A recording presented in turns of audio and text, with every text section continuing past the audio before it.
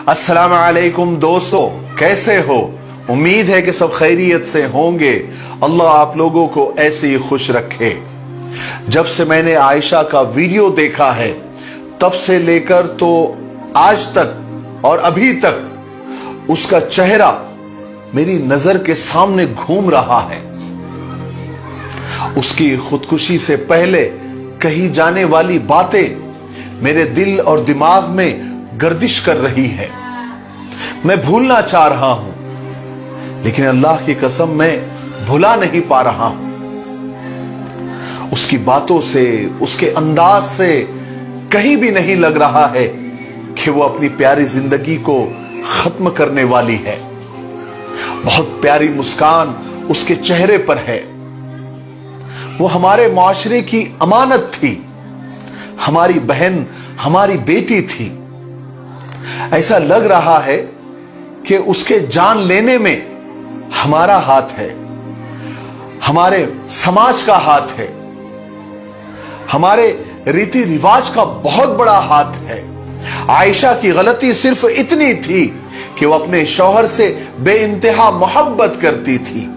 उसकी गलती सिर्फ इतनी थी कि वो अपने शौहर की जेबें भर नहीं पा रही थी, उसके पैसों की नाजायज ख्वाहिशों को पूरा नहीं कर पा रही थी, और उसका शौहर ससुराल के पैसों से अपनी डिमांड और अपनी नीड पूरी करना चाहता था।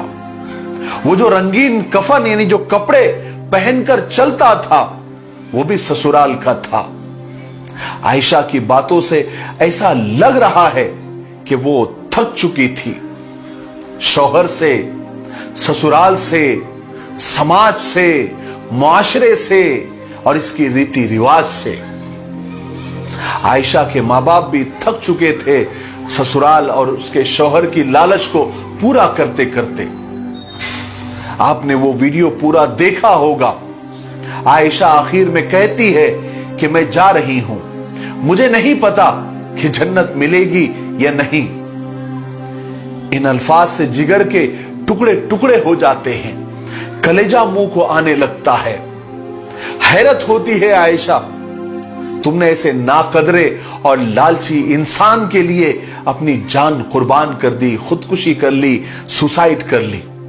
हालांकि खुदकुशी और सुसाइड किसी भी हाल में जायज नहीं है, हलाल नहीं है, वो गुनाह है और हराम है और किसी भी मसले का और किसी भी परेशानी का हल नहीं है।